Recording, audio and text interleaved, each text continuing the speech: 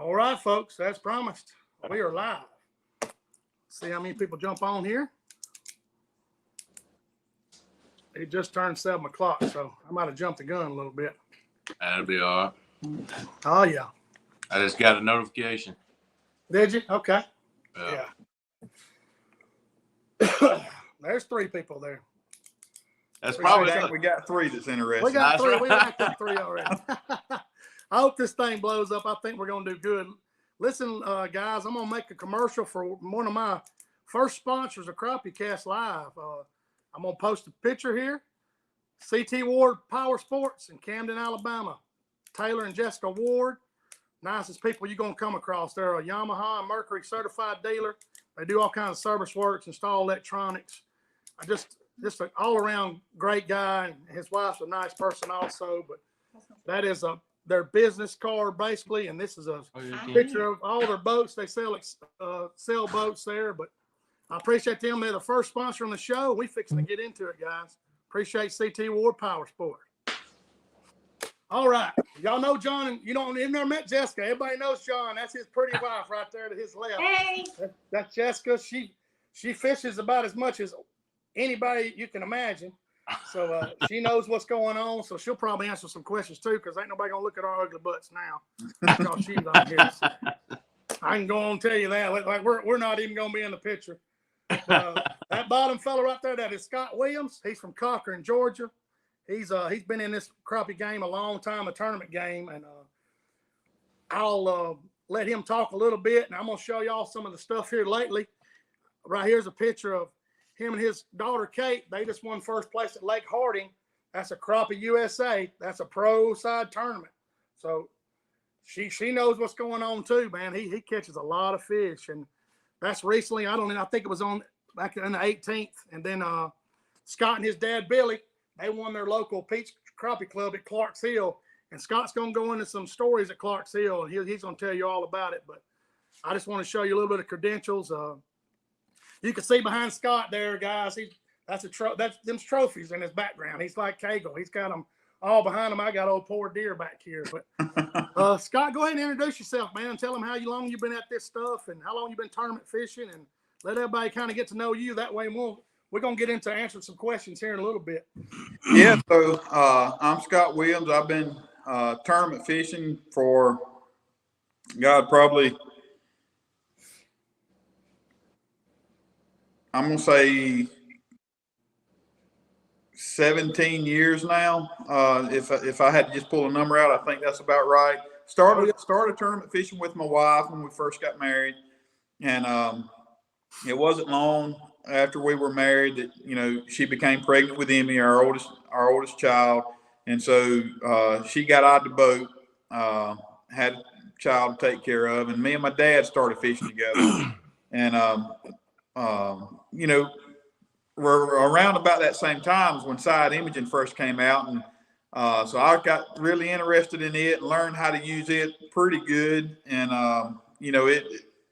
with me being fairly young and being very competitive, I had to drive to sit there and look at that screen, side imaging up and down these lakes up until, all hours of the night before a tournament, and, trying to figure out places to fish and things like that. So we had some success early on and my dad's been tournament fishing for years. Even as I was a child, I remember him going and fishing tournaments.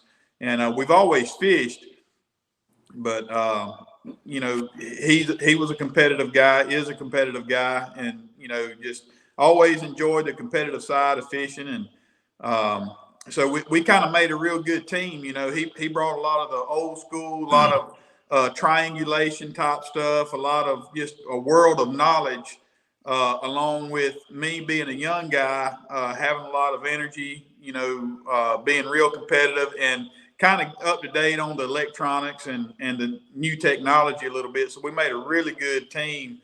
And, and as well, it was just a great way for us to spend time together on the water outside of work. We work together a little bit, both of us farm. And I also have a land and timber business with a logging outfit. So, but it's just a way for us to kind of get together, be together, by ourselves, spend quality time together, father son type stuff, and we've really enjoyed it. We've had a lot of success over the years. A lot of heartache too, but we've been fortunate enough to win a few events, win some pretty prestigious things, Crappie Masters Angler Team of the Year type stuff, several state championships, and so we just click. A lot of times, we know what the other one's thinking before they ever say anything. That's good. Y'all got it. But you took his knowledge of habits of fish and you put it with new technology. That's dangerous. That's right. He knew that he knew what those fish were doing, why they're doing it. Now you get to justify it with electronics. Right. That especially live scope now. You put 2 and 2 together like that. That comes full circle, and it's awesome because you can learn a lot, man. You really can, and it's he's forgotten more about fishing than I've ever learned. Oh, yeah. Honestly, and he likes live scope, but he's not real big on it in some ways, and I am too. Look, I don't want to fish no other way. I'll be honest with you, but there's a side of me that live scope. I mean, it's an underwater camera. You're looking at them. You're 100% right. And people, and I don't want people to take this the wrong way, what I'm about to say, because I don't want to make the false impression. I love live scoping. I don't want to fish no other way, but when you throw that live scope out there, the only obstacle you got is making that fish bite. That's the only thing you got to worry about. I caught myself the other day. I spotlight my trolling motor, and those fish were shallow. I just walked to the back of the boat and started popping a few in the weeds, in some brush. And I was like, man, that brought back memories. But it hadn't been that long ago. That 4 or 5 years ago, that's what I was doing. That's right. I enjoy it too, and I know that the game's evolving and all this stuff. But you got to realize, and we've all three talked about it. A little silly crappie has brought all us together. We wouldn't even know each other if it wasn't for crappie fishing. Exactly. Just that little fish. Man, I've made more friends, and some of the best friends I've got is because of a fish called a crappie. That's correct. There's a lot of good people you meet, like them, John and Jessica. I met them at Alabama Crappie Masters. No, you through Eric, because you and Eric, y'all finished second at the Crappie Expo, the largest tournament in the world, right? This past September. We did, yeah. Y'all finished second, and that's one of the biggest tournaments that's been put on. So, Scott, that first time that you got somebody on the boat and they see it actually work, and those eyes get big as $50, you can't ever, think about that. I mean, it's just like, boom, they see it like, oh my gosh, I watched all these videos and it really works. So I'm like, yeah, it really works. Yeah. It's amazing. I mean, it's you take people out that's been fishing all their lives. A lot of these older guys that's just great fishermen, and you roll up on a brush pile and like, look at all them fish right there, and like throw that jig out there and watch it come to it, and the fish come to it. It's just like a kid at Christmas. I'm sitting there mumbling to myself, and I'm the anticipation, because I know they're there now. A lot of them don't bite. Don't get me wrong, but when you look at a brush pile that's got 100 fish in it, you're just like, hey, it fires you up, man. It really does. And you probably don't catch 10 of them. You don't ever know how they're going to do, but it's brought a lot to the game. There's a lot of positive things about live scoping, but like I tell people all the time, you can still go bumping brush and counting your jig down and side standing. Nobody's stopping you from doing it. I mean, you can get a cane pole here in a couple of weeks. Speaking of weather, this weather we got now, if this don't fire you up, I mean, flowers blooming and you run up down the interstate, it's getting warm. I mean, you know what they're fixing to do. So those fish are fixing to hit the bank here in the South. Yeah, you're exactly right. And turkeys have started getting low. Oh, yeah. Yeah, you saw that video I put on? Yeah, man. Hey, Kate, there's a 410 right here that I just bought for awesome. A Stevens 410.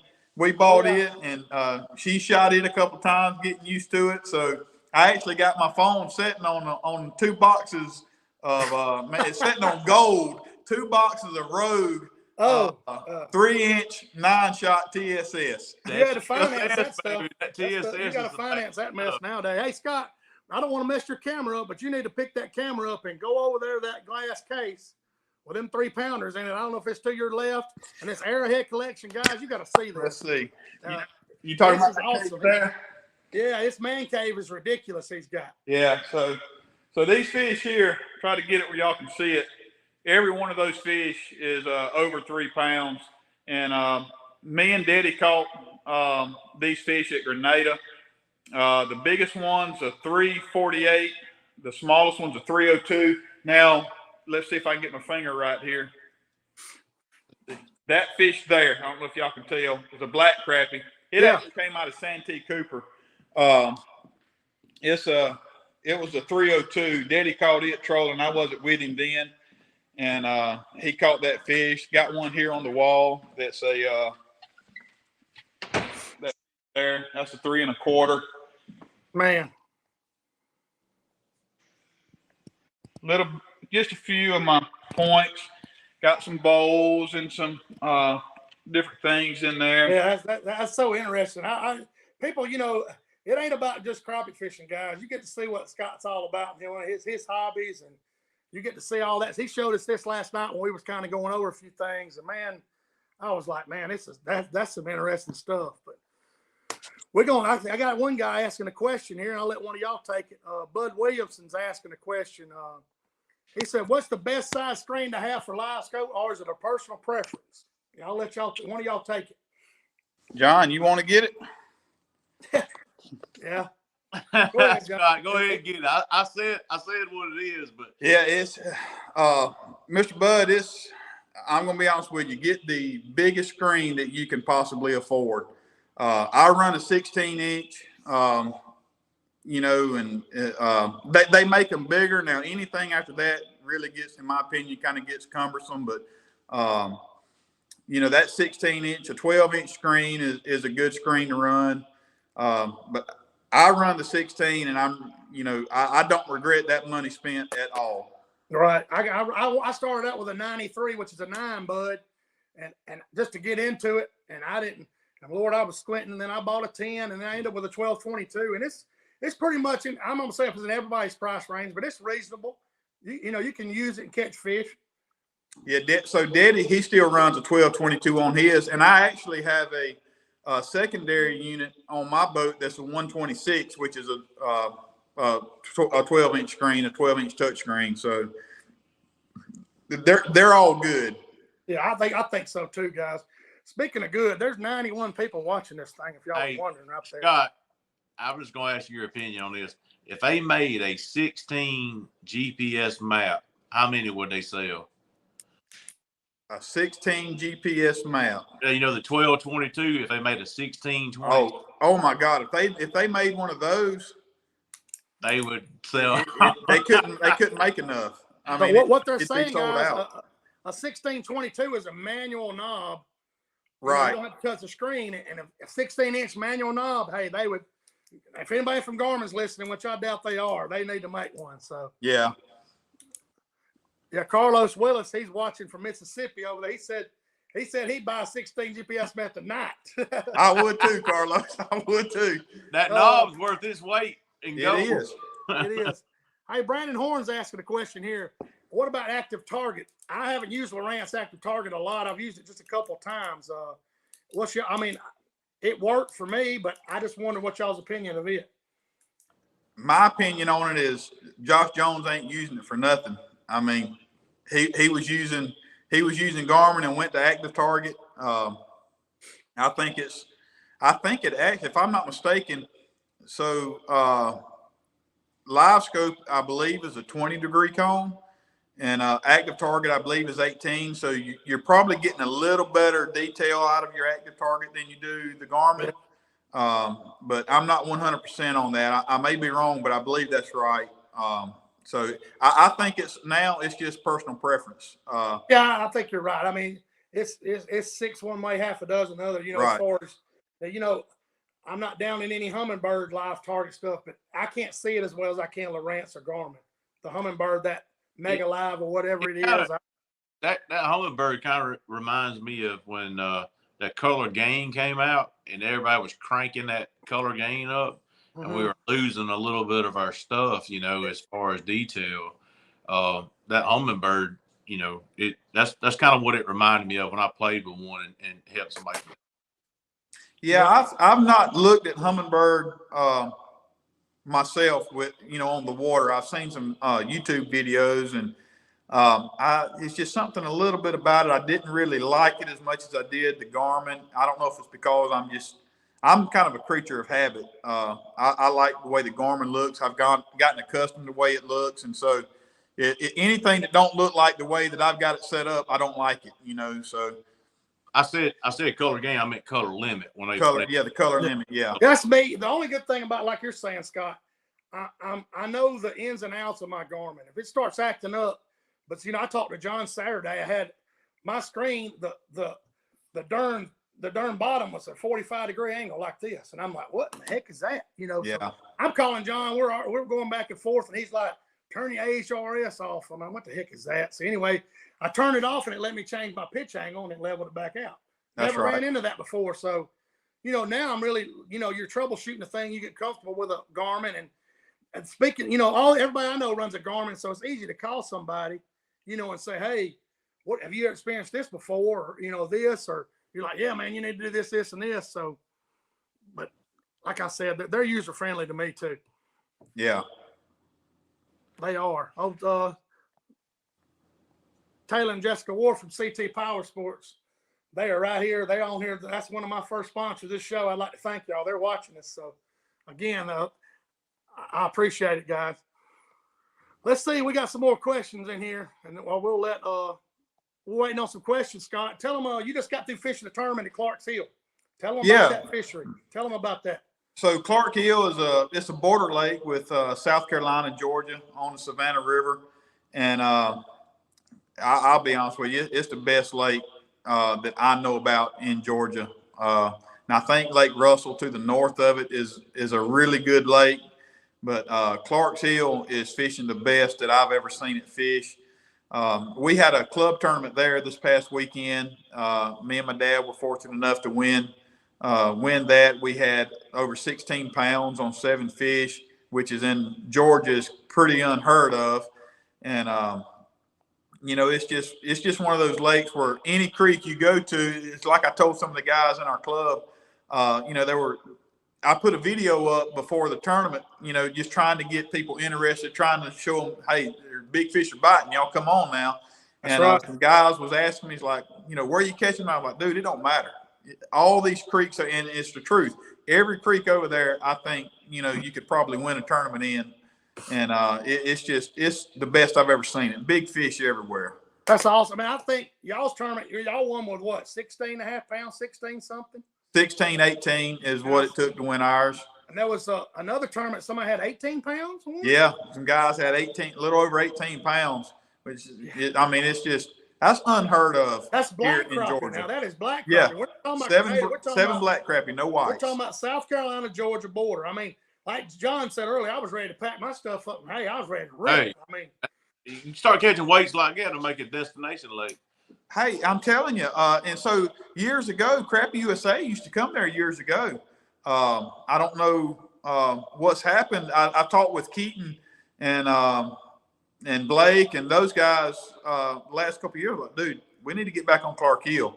You know, it's legit. It's one of the, and the thing about Clark Hill, it doesn't fish small. You know, you go to a lot of places and they kind of fish small. Clark Hill is 70,000 acres. So let's Lake Martin in Alabama is 44,000, I think. Yeah. So you're looking at almost 2/3 of it bigger. I mean, that's a giant lake. Yeah. So creeks like Soap Creek and Fishing Creek, some of those creeks like that, Lloyd Creek, all those creeks, and they're lakes in themselves. I mean, it's, you know, those creeks you can have 40, 50 boats easily in a creek and not get on top of each other. And, you know, you've got the Broad River, the Savannah River, the South Carolina Little River, and the Georgia Little River that all feeds into Clark's Hill. And it's just, I mean, they're just huge arms of, you know, of waters, you know, that you can fish. So, and it can be won anywhere. I mean, there were big weights that came from the north end of the lake, and there were big weights that came from the south end of the lake. That's awesome. You know, and you hear stories, live scope's going to take out the fish, and then you hear something like that. You're like, hey, buddy, if y'all don't notice these fish, they're weighing in, you know. We got another question right here. Gene Clance asked, it comes up a lot of times in about every, you know, show we do. He said, as far as mounting live scope or active target, what advantages are there mounting on the trolling motor shaft versus on a pole? You know, me and John went over this. What's your opinion on that, Scott? I don't want it on anything but my trolling motor shaft. My trolling motor is it's kind of like it's connected to my foot, which is connected to my leg, which is connected, you know, eventually up to my brain. So I don't want to have to worry about moving a pole around. That's just, I mean, that's, to me, that's taken away from my hands being able to work on my rods or whatever, you know, casting or long poling, whatever it is I'm doing. I want it wherever my trolling motor's pointed at. I mean, and I think if you'll look across the national trails, I don't know of a tournament that's been won by anybody that's had that trolling motor mounted on anything other than their trolling motor shaft. The name of the game with live scope is coordination, hand, foot, eye coordination, and boat control. If you've got those, you can be as good as anybody in the country, except for Hayden Jeffries, of course. Golly, man. Hayden, he's a monster. We'll talk about him the rest of the night. He's a monster on his own. He's figured out a system for himself, and he is putting the work in, man. He's good, but he's got one heck of a partner. Yeah, he does. Yes. You got to worry about Dan Jeffries. His daddy feeds that machine, son. Yeah. It's no different having an operator behind you, and you're laying block, and he's slinging mud to you, son. You just, hey, when you got somebody backing you, it's an awesome thing, man. Yeah, it's a well-oiled machine, no doubt. Yeah, it's y'all got some more questions? I know. I don't think I'm missing any. Let me make sure I didn't miss anything. Here's Taylor Bryan asking something. Y'all think jig head color matters? This comes up a lot too. I know John's opinion. He's told us before. What about yours, Scott? Well, if you'd asked me about color before live scope, I'd have said absolutely color matters. I think, honestly, my personal opinion, I used to love an orange head, like when we were long line trolling. Orange, pink, red, and chartreuse heads. I wanted those colors on almost all the time, primarily. Now, I fish with more unpainted jig heads now than I was like. John's laughing. That's John. Hey, John's throwing an unpainted jig, monkey milk, or shad color. You know. Now I still don't fish with a lot of wild colors. I keep it kind of keep it pretty basic. I like natural tone colors, and I like blacks. And Daddy and I have probably won more money on a black blue chartreuse jig than any other jig combined, as far as our tournament winnings. And so I really like black blue chartreuse, but I also like your monkey milk. I used to never fish with monkey milk until live scope came out. People talked about it. I remember hearing Dan Dannemuller talk about monkey milk. I'm like, oh yeah, that's all I heard about monkey milk, you know.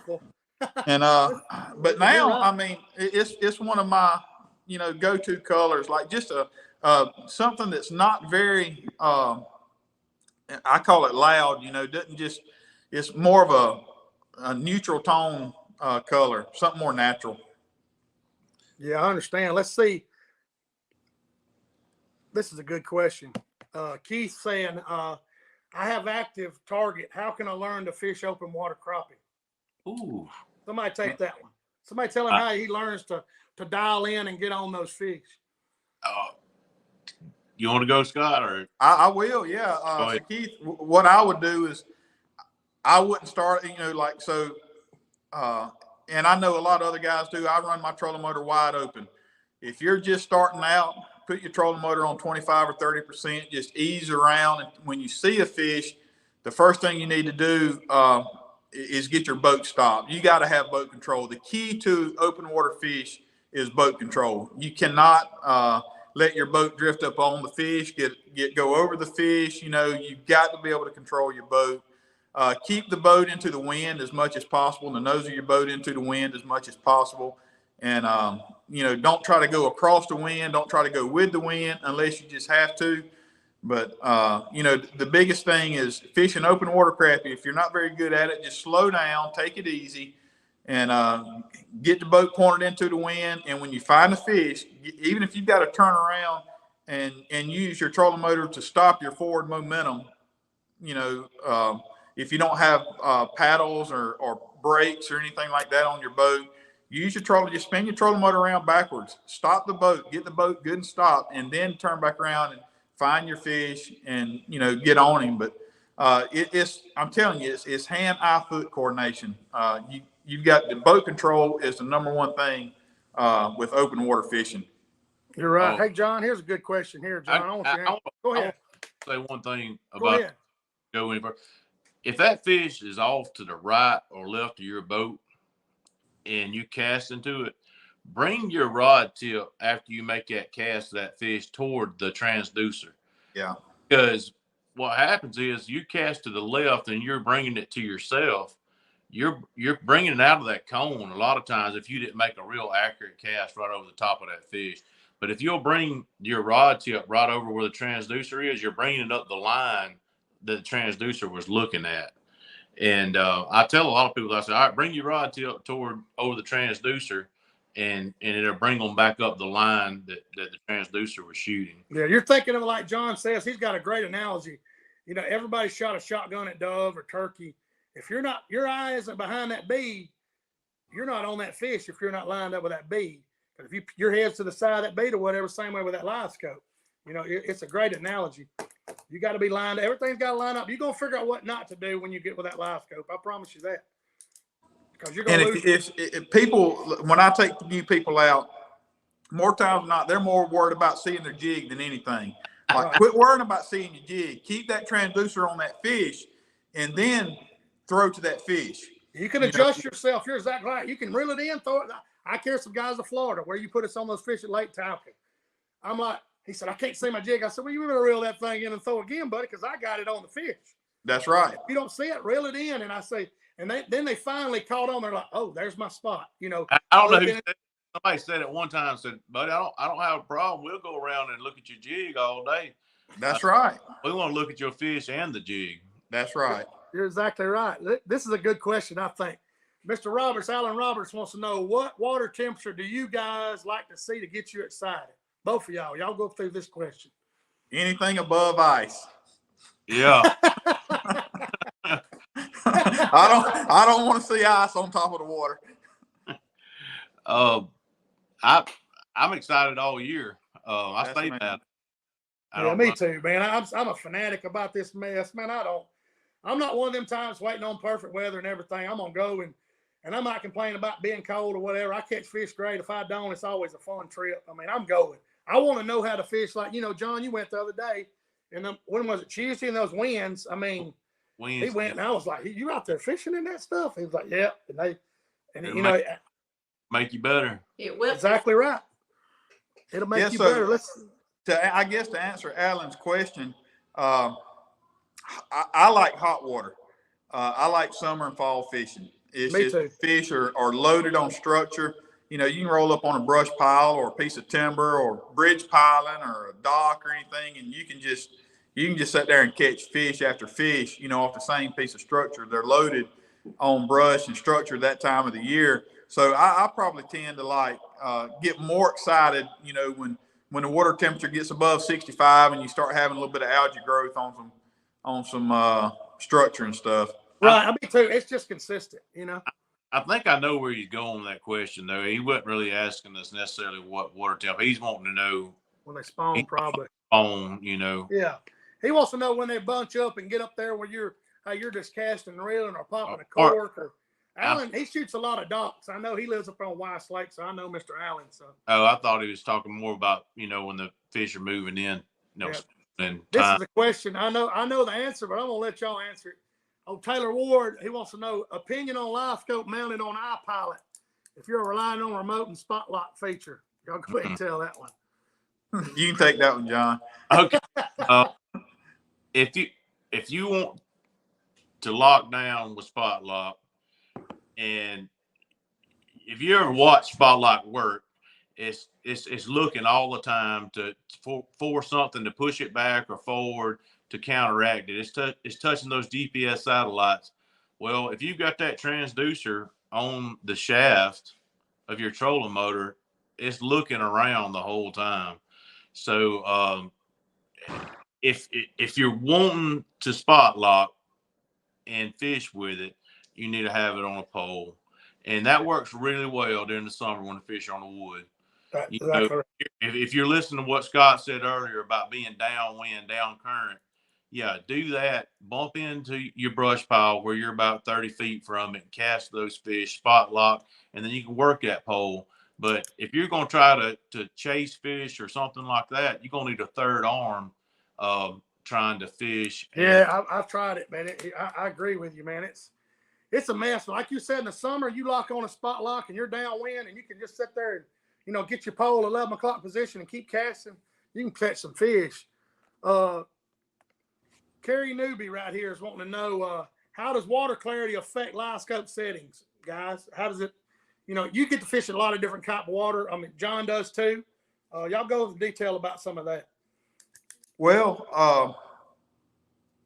water clarity has never really affected my live scope settings that much, which now I subconsciously all the time messing with my stuff anyway until I get it looking the way I want it to look. The biggest thing that I found that affects live scopes, pollen. And I don't think the LVS 34 is as affected by pollen as the 32. I may be wrong with that. I'm not sure, but I think I've heard some guys say that the 34 transducer handles the pollen a lot better. But muddy water, I mean, it's just it doesn't really. It's like 2D sonar. I mean, muddy water is not going to stop you from seeing what you want to see. And now you got to think too. What I'm calling muddy water is you can walk across it. What a lot of people call muddy water is just stained water. There a lot of people's idea of muddy water and my idea of muddy water is two completely different things. Right. I agree. Let's see this question. This is Joe Dunn and owns Dunn Sports in Thomasville, Alabama. That's my buddy there. He wants to know. Joe, is this the same Joe that I used to fish with on the Alabama River and the Crappie Masters? I don't know if Joe did or not. I don't know. Joe Allen may have been. I don't know. He's from Thomasville. He owns Dunn Sports down there. I'm with him about every weekend I go down. He wants to know, is old school trolling like Caps and Coleman dead? I would say no, it's not dead. Now, if you want to fish a tournament and be competitive in the tournament, then yes, you're probably going to get beat more times than you want. I've got a good place that is still, in my opinion, is still valid. If you go to Gunnersville and that grass, you know how that eel grass is up there now. Them guys tickle the top of that grass with that lead below a double minnow rig, and those fish they're using that grass as cover. Yeah. Shooting up and getting your jig. I see what you're saying. You can't cast to them. Yeah. You're probably talking about a very short and small window with that, I would think. Right. I've seen some guys be successful up there and where you're riding around and you can't see those fish because that eel grass is thick, and they're using it. And they'll tickle that grass and those fish will come up out of it. And, I seen Kevin McCurley, that's how you pronounce his name, do a video on that. Sure did. Yeah. It's a good question Scooter's got right here. What is the shallowest water you will cast at fish before going to a long rod vertical on them, Scott? That's a good question. That's a good question. So I'm trying to remember what year it was, maybe 2020 or 21 maybe. We were at Grenada, and my trolling motor was kicking up mud, and I was still casting to them. Now I would. That's awesome. I had I'm talking about a little bitty jig, so I couldn't cast very far.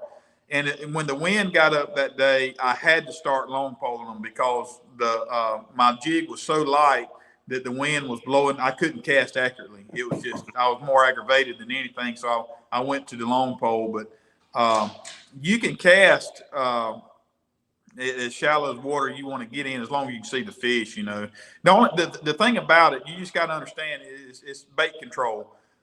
You're not going to want to cast a 1/8 ounce or a 1/16 ounce jig in 2 foot of water. I mean, the time it hits the water to be at the bottom. So you'll need some real light stuff that you can keep high in the water column. So you got a rod rigged up with a 30-second if you're going shallow, and then you got your long rod. If you're getting in 10 foot of water or less, you're gonna get that long rod ready and have it on the deck, and Right. I guess to me it depends on how the fish sets up. If he's close to the surface, you're gonna have to put that long rod on him. It's hard to really float that jig in there on him. And I'm gonna say this at Clark Hill this past weekend. Those fish were over 30 and 40 foot of water, but they were 2 foot deep. They were sitting right up under the surface, and so I was casting, and I'm using a 1/80th ounce jig here. I mean, it is a little bitty jig, and you can throw it at best 25 foot. Oh my! But you can just float that jig over them, and you can almost hold it there. When that fish sees it, you get to where you can control that jig, and you can just hold it over them out there at about 18 to 20 foot. And, it's, to me, it's a lot better. I'm not getting right up on top of the fish. And, you can catch I think you can catch a few more fish that way. Now, white fish tend to sit a lot better than black fish, in my opinion. Right. What do you think they're especially doing? in Clearwater lakes like we have. What do you think they're doing, Scott, when they're that shallow? I think they were sunning. You just think they're just getting some sun on them, and hey, some of them got eggs. The male's hormones are going. Yep. So a lot of times there will be 2 fish sitting there, and I think it was a male and female. Most of the time you'd catch the female first. Especially if they were 3 or 4 foot apart. And you could pinpoint the fish, but I found that most of the time it was a female and a male sitting up there and just right on top of the water, just getting that heat. We had some 70-degree days and just sitting up there getting some sun. Yeah, I know, John, we talked about this a couple shows ago. You started using your long rod a lot. I know that's Jessica's favorite way to catch them. It's that long rod. I see her right now. Hey, Jessica, I'll let you go ahead with that. Line. She wrote down the question. She's like, what line were you using when you were throwing that? Yeah. So I'm using a braided line. I'm throwing the pink K9 braid. That little 5. It's 5 pound. Yeah, that's what the line is. 10 pound, I believe. Really? Hang on just a second. I'll you go ahead and show us, because you're throwing that 80th ounce jig. I want to know what you're throwing it on. That line is. That's a good. I'm glad you brought that up, Jessica. Like 5. Got to walk through the house. Hang on just a second. Hey, this is live, baby. This is where it's at. Live action. Live action. This ain't no rehearsed stuff, but you're throwing a 1/80th ounce jig, and I want to know what you're casting with it. If you'd have said 4 pound line, I've been okay, but you say you're using braid, you got my attention. So 10 pound. I'm gonna try to get where there's not a glare. I don't know if you guys can see that. That's K9. It's 10 pound. 10 pound super braid. You're throwing an 80th ounce jig with 10 pound super braid. Yeah. I seen your video and I was looking at that braid on your rod. I thought, man, that's some thick stuff. Thicker stuff. It's not thick, but that's awesome. I will say this: in clear water, I'm going to have to go to and what I'm calling clear water is almost like bathtub water. Brant's Missouri, I don't believe you'd call the fish on that. On that, we were casting. Now Eric was still casting. He was still casting the high vis, and he was catching a lot of fish. But I like it if it's real clear. I want clear line. I understand. Here's a good question, Mike Scott. When are crappie more scattered? When it's the most challenging for you to catch them, guys? Y'all answer that. What's your most challenging scenario as far as fish setup? I'm gonna say probably, just right post spawn. Those fish get harder for me to catch them. 2 weeks after they lay. Right. Now you can still go shallow and catch the males. They're guarding the nest and guarding the fry. But those big females, I find it harder to catch those.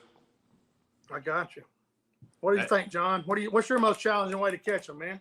Most challenging way to me is the clearer the water gets, the spookier the fish you're gonna deal with. Yeah. You know, especially on a blackfish. I mean, you get some clear water blackfish. Sometimes they can be nearly impossible. I mean, they are. They get aggravating. Everybody talks about you got a live scope. Oh, you're taking candy from a baby. You know, I tell you what, I got a lake down here by me that's clear in the Conecuh National Forest. I can show you some 2-pound fish, and good luck, buddy. When they ain't wanting to do right, they ain't gonna do it. Yeah, you're exactly right. There's a question for you, Scotty. Woody Warthen. He got to fish Clark Seal every weekend for about 3 years. He said, "Where's your favorite part, Scott? Little River, Georgia Side, Savannah River, Modoc, Lloyd's Creek, German Creek. What is one of your favorite spots?"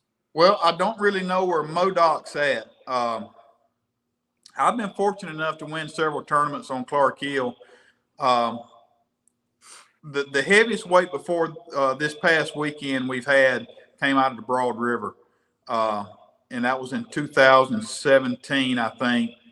We had right at 15 pounds, 1494, I believe is what we had. We were pulling. So I love the north end of the lake, Cooter Creek, Fishing Creek, the Broad River. And I've also, I tell you, Lloyd's Creek is probably my most least favorite part of the lake. I do not like Lloyd's Creek. I know a lot of people catch a lot of big fish out of there, but every time I've ever been in there, it's always bit me. I've never done anything out of Lloyd's Creek. I know Germany Creek's a real good area. I like Germany Creek, which is just right up the Georgia Little River from Lloyd. But Holiday Park, I like that area a lot. It's further on up Georgia Little River. So it's just it really just depends. The Georgia Little River side for me is a lot closer to get to and quicker to get to. So I live about 2 hours 45 minutes from Amity, which is Georgia Little River. And so I can get there quicker than any other part of the lake. It'll take me over 3 hours to get to Fishing Creek, but I really like the north end up there. I appreciate you telling them that. Like I said, I've never been there. I'm going. It's on my bucket list on my refrigerator. I wrote it down when me and John was talking the other night. It's a good question here. He said, "How many of y'all using loop knots with braid? More and more seems people are not using braid, loop knots. What kind of knot do you tie there, Scott?" I used to tie a lot of loop knots, but now I think since COVID, a lot of product is harder to get. Good quality products harder to get, and so you got a lot of eyes on your jig heads that aren't closed. Yeah. And so I've had a lot of line come out of open eyes, and part of it's my fault for not checking. But you're in a hurry to. If you break off, you're in a hurry to get back fishing, and I can tie a loop knot really fast, but I'll be honest with you, I've gone to a polymer knot. I got you. I've lost a lot of fish. That fish just shake one way and you lose. Go ahead, Jessica. Yep. That's what Jessica was about. That's mine. She's a Palomar. She's pretty. She can tie a Palomar faster than I can, but she's also a surgical nurse, so she's used to. Yeah, she's using her hands. So. A lot of practice. There you go. Yeah, she goes with a polymer, huh? Yeah, I've lost, like Scott said, man. I've reeled them in, and they do a little head shake, and you're like, "What happened?" You look, you got your little loop still. You're like, "Man." Shane, that was a good question from Tim, Sonia, Gant, both. Yeah, I'll put it on here. That's my buddy Tim. Let's go to this one right here. I know, guys, we're jumping all over the place, but I'm trying to get y'all as much information while I can pick their brain as I can, guys. So y'all bear with me. Here's Tanya's question. Tim's, excuse me. How do the Garmin GPS map unit graphics compared to the 8400, 8600 series units? Is the decision to go with the 16 a size decision or the quality of picture? Both. Both. Yeah. So yes, the pixels are better. The pixels are better in the 84 series units, and obviously it's like a TV. Everybody buys the biggest TV that they can fit in their house or that they can afford. No different with live scope, except the only thing with live scope, it becomes a safety issue. You got a 20-inch screen sitting there on the bow of your boat. you running down the lake, like really how well can you see around that unit, and that brings up another good point about one of my sponsors, the Stowaway Mounts. Yeah, I'm fixing to go through that here in a little bit. You can fold that mount down. You could get a 22-inch unit or whatever, a 32. Some guys are hooking them up to computer monitors, and you can fold it down out of the way. But heck, just this past Saturday, I hit a buoy marker or a river marker, channel marker with my boat. Just didn't fold it down.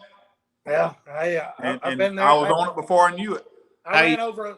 My boat was new. I ran over a stump with had a piece of conduit drove in it, and I plowed that thing. I mean, right over the boat.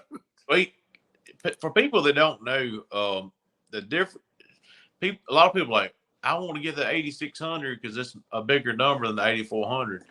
It's the same unit. It's just the 8600 series has got maps on it. That's right. All right. So you could save yourself, what, 150, 200 bucks. Because in all honesty, you're up there in the front of the boat. You're not using a map on that Garmin. You're using it to fish with. So if you see a deal on something and it's 8412 or 8416, go ahead and get it. That's right. Just because you see, somebody fishing with the 86 series, you don't have to have 86, 8412 or 8416 will do it for you.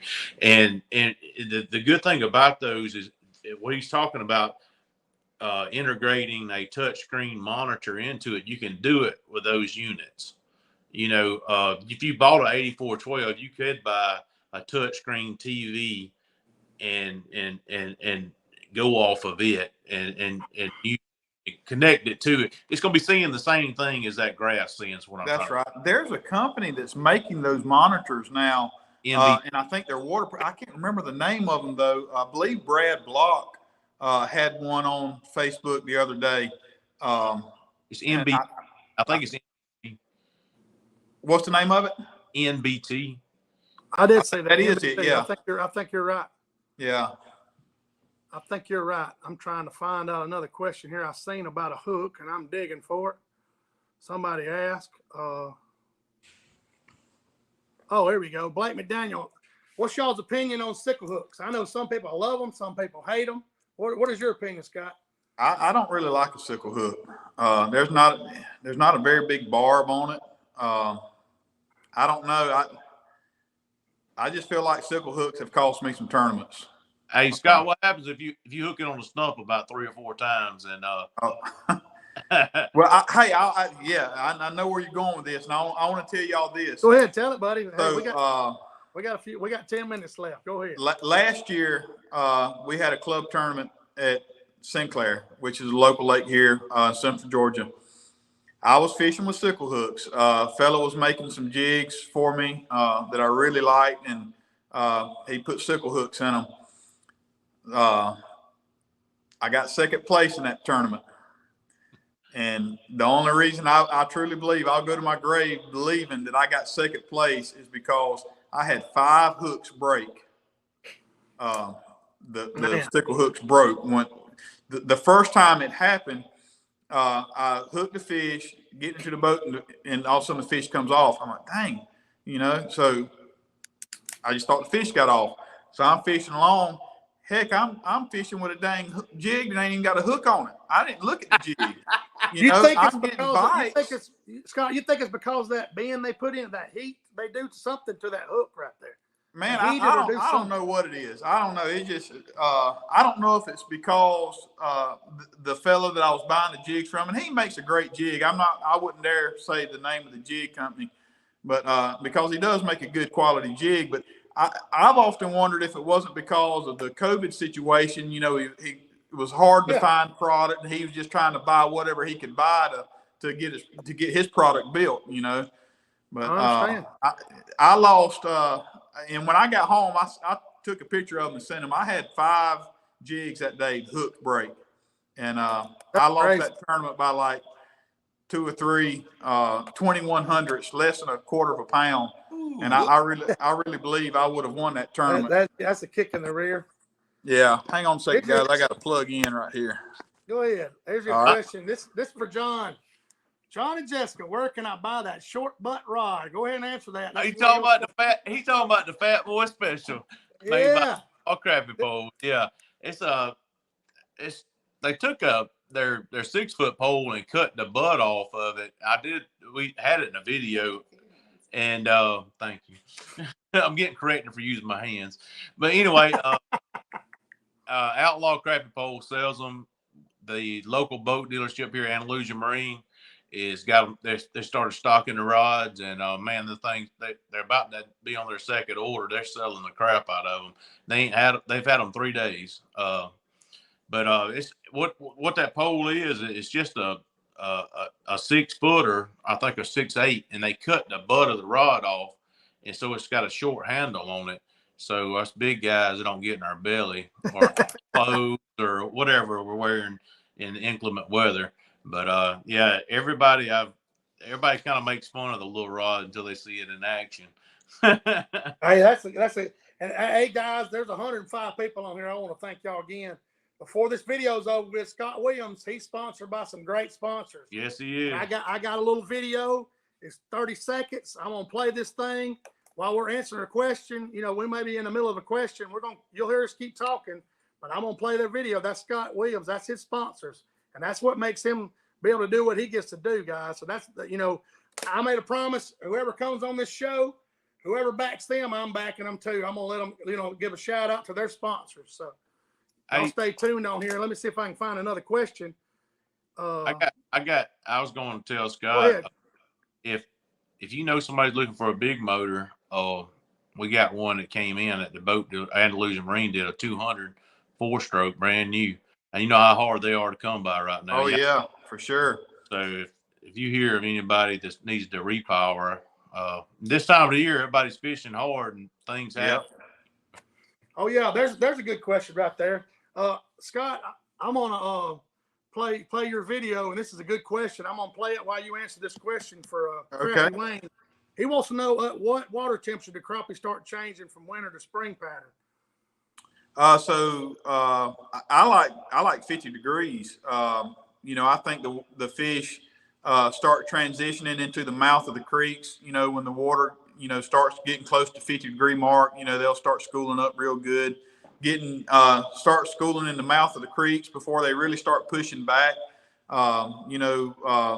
When water is here in the southeast is what I'm talking about now. I don't know what it is other parts of the country, but here in Georgia, anything in the 40s, pretty much the fish are going to be suspended over the river channels here, especially like Lake Talquin, Lake Blacksher, Oconee, Sinclair, those places like that, Clark Hill.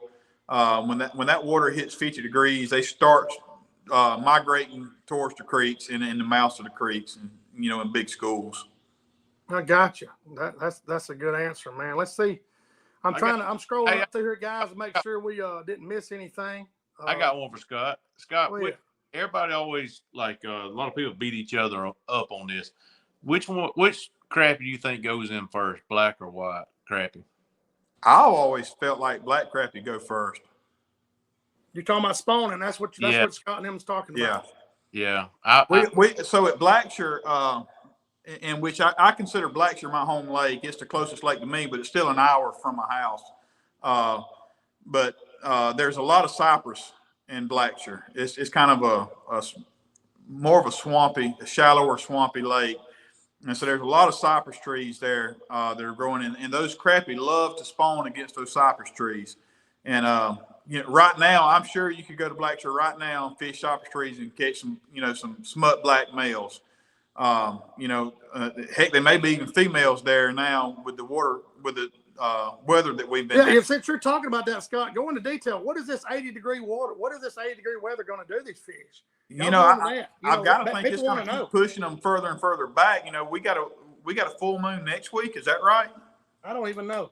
I would bet you some fish hit the bank next week. I'd be willing to bet. What do you think down there with you, John? What did you see today? I know you. Oh my gosh, Jessica and I fished a flat that we love to fish Sunday, and she caught a really, really nice whitefish. Yeah, I had it on. I should have put it. Did I show it last week? I can't remember if I did. I'm taking a buddy tomorrow fishing. So I went, if I go, I want to make sure they're still there, So I went and checked today as a ghost town. And normally it's like a pre-staging little area. Right. And the water temp was 63 when I left the lake. And when I got on the lake this morning, it was 62 and a half. So y'all judge for what you will about. Yeah, I don't think when it raises that much as how they're not going to just run up there overnight like you're. No, but given this week that we're about to have and next week, yeah, it might be earlier than normal. But hey, I'm ready for it. Hey, like I said, it gets people out on the water and everybody gets to enjoy that little silly fish that brought us all together anyway. So I think I'm ready for it to get warm and. Like it's my summer, like I said, summer's my favorite time to go. I'm trying to think if I can find another question we hadn't went over, especially while we picking Scott. Hey, I got a question. Does anybody else that fish for their wife, does their wife talk as much trash as mine? No. Now I hadn't been around Jessica a whole lot, but I haven't heard her talking trash. Hey, ask Kegel, Scott. They when they get together, it's back and forth. They talk plenty toward each other. They give each other a hard time. Yeah. Well, it seems like I remember that night at the camp. They were giving each other a hard time. Yeah. And speaking of hard times, Ray, coming for you. Oh yeah, Ray told us to give him a shout out tonight. He's like if you imagine a real life Sasquatch, it's our friend Ray. And, he said his goal in life is to beat Jessica in fishing this year. Oh wow, ain't happening. There you go. There's a good question right there. We still got 3 minutes left, and like I said, thank y'all for being on here. I'm gonna play Scott Williams' sponsors right here at the end of this video. But he said Joe Smith wants to know: are y'all strictly jigs, or do you ever use live bait? Go for it. I Scott. don't discriminate. I'll I'll use a minute in a minute. Hey, let them act up and see what they get next. Dang right, they're getting some meat thrown in front of their face. So, hey Joe, what they're saying that they would rather catch them on jigs, but if they have to break out a minute, and I'm guilty of myself, some people's told me to put a little split shot on there and float that minnow across their face. That's meat, like you said. That's the real deal. So I'm willing to do whatever it takes to catch that fish. I don't care. If y'all saw and I'm sure John and Shane and Jessica saw it, but I did a Potsky video on Seminole this past spring. They released. I was laid down belly down on the deck of my boat with a long rod up under a dock. Had my I arm see you were elbow shoving. deep You in was the pulling water. the jig to the end of the rod, shoving it under. Yeah, I remember seeing that. That was awesome. Hey, I'll do whatever it takes. That's awesome, man. But when it's freezing cold, somebody's got to man up and get their hands wet when you're fishing minnows. Yeah. Most of the time, I'm smaller than everybody else I fish with, so most of the time it's me getting. Yeah, hey, I get laid down. I might need a boat. I need a winch or something to get me up off the deck. I'm gonna have to roll up. But Corey wants to know: do you take minnows with you when you tournament fish? Obviously, everybody does. So, and I'm gonna be 100% honest with you guys.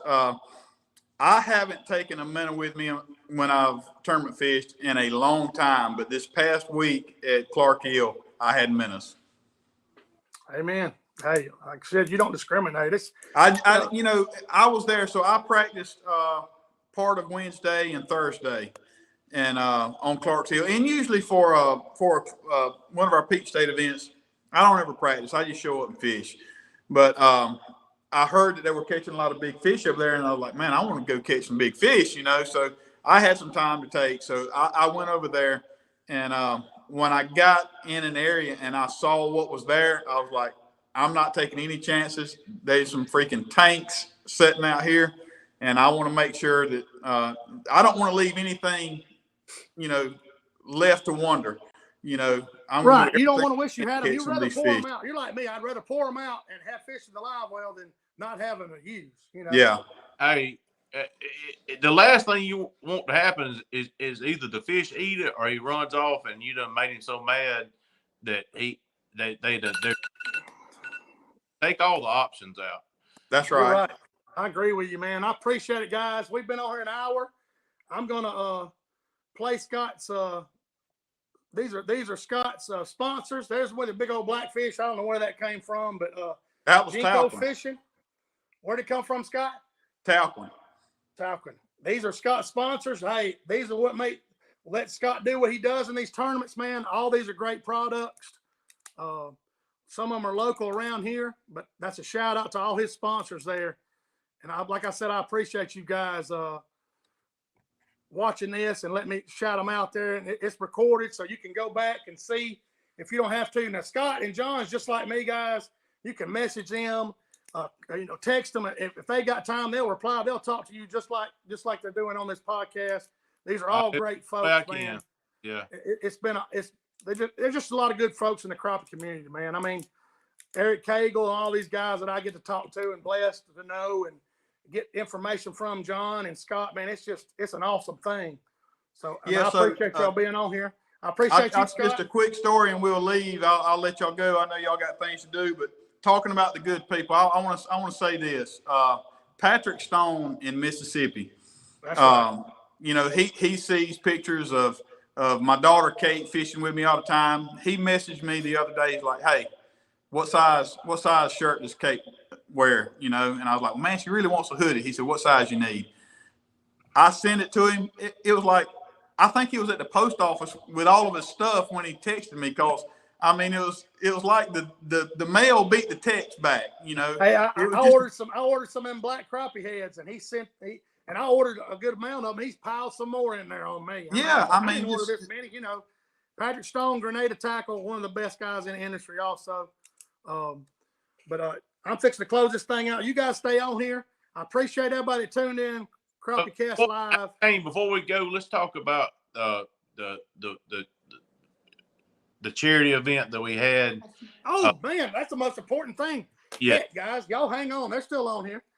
Scott, go over the charity event that we donated guide trips and stuff to, and how much money we raised. And I almost forgot, because we get to talking about crappie fishing. That is important, guys. You need to listen to this. That's what crappie fishing is about: the industry and the fellowship. Go ahead and tell that story, Scott. So it just reiterates how the kind of people we have in the fishing industry. So there's a fella here that's in our local club. I didn't know him real well, still don't know him real well, but his name's Joey Mullis. His wife's name is Lacey. I'd heard that Lacey had gotten a diagnosis of cancer. Joey didn't tell us. They didn't put it on Facebook or anything like that. It just kind of, small community, small knit community. And I heard, and Lacey's like 30 years old. I'm not exactly sure, but I think Lacey's 30, 31 years old. I mean, just way too young to have brain cancer. And I've had a lot of people in my family affected by cancer. And so it just kind of, it moved me a little bit, and I felt convicted. So I reached out to Joey. I said, "Hey man," I said, "why don't we have a fundraising event for Lacey?" And both of them have good jobs. I mean, they're not hurting financially or anything, but man, what kind of burden, Yeah, no kidding. Not only the financial burden, but just the anxiety and stress and worry. And, if I thought if we could just lift any of that, take some of that off of them for a very short time, we could help out. And I knew what was going to happen. Of course, I asked him before I did anything if it would be okay, and they talked about it and told me, yeah, that's fine. And so I just put it out there. I told him, I said, "Hey, I'm going to put this on Facebook." Initially, we were just going to have a tournament and bring a lot of product and guide trips. John and you, Shane, Eric, several Martinez. I'm trying to remember Danny Cannon down in Florida. He donated a guide trip. So many people donated so many things. I shouldn't name names because I know I left somebody out and product out, but so many people came together and said, "Hey, I want to do this. I want to do this." And man, we raised, I'm talking about some kind of money, I think it was around $11,400. That's amazing. I'm glad John reminded me. That was a blessing, man. That was $11,000. Like I said, for somebody you didn't even have a personal relationship with. So the crappie community came together. Hey, and you know, there wasn't no doubt what I was going to do. I mean, oh, absolutely. I mean, it's, you know, when you look at things and put it in perspective, you know, yeah, I'm stressed out with my job right now, or yeah, I'm going through this, I'm going through that. Well, by God, you ain't going through brain cancer, you know. hey, man, you ain't going through that. That's stress, that's trouble. Yeah, that's a whole different But league, anything man. that we could do to, you know, to just give them a little bit of relief, even if it's just for a short period of time, to help pay for gas going back and forth to a doctor's visit, or maybe if they have to buy a hotel room or whatever, you know. And we were glad to do it. I mean, y'all came together. I mean, people that wasn't even in our club donated and came together for Lacey. And man, I'm forever grateful to them. And I know she is, and Joey is. And it's just, we had a guy that, and I can't remember his name. I have to go back and look, but man, he cooked barbecue for us that day. It's raining now. It's cold and raining. Yeah, I remember that. Man, he brought that. I mean, John was there and Jessica, y'all saw, I mean, they brought some food to eat. That's awesome. You know? Man, that's just, you know, I'll be honest with you. I created this podcast to share information, but as this thing grows, hey, we're going to do whatever we can to help people out. I promise you. That's my nature. That's y'all's nature. If this thing's going to grow, it's just going to. It's a positive mindset we all have. You're sharing information. You know, everybody's blessed to be able to catch fish, of course, and learn, and you're sharing that information. But stuff like that fundraiser, that is awesome, man. Yeah, I told people, I was like, you know, our club's full of a bunch of liars, you know, because we're fishermen, you know. I said, but when it boils down, man, we got some good people in our club, and the fishing community in general, just some really good people to come together for that. And if you'd have told me we'd have raised that, I was looking for, you know, maybe we can get $2,000 or $3,000 or whatever, you know. And when it was all said and done, it blew me away. I was like, I can't believe we got what we got. That's awesome, man. I appreciate you being on here, Scott. I'm glad you reminded me of that, John. Thank you, because this stuff is live, and hey, this is not rehearsed. This is not, you know, a production. We're doing this stuff live, and I appreciate everybody being on here. We had 100-something people on here at one time. That's a crowd, son. And I appreciate you, Scott. You stay on here. I'm going to end this broadcast. Again, CT Ward Power Sports is sponsoring the show. Y'all get a chance to go holler at Taylor and Jessica. Y'all go down there. They're good folks, man. Really good folks. But appreciate you guys. See y'all next Thursday night. I'll see you guys. Thank y'all.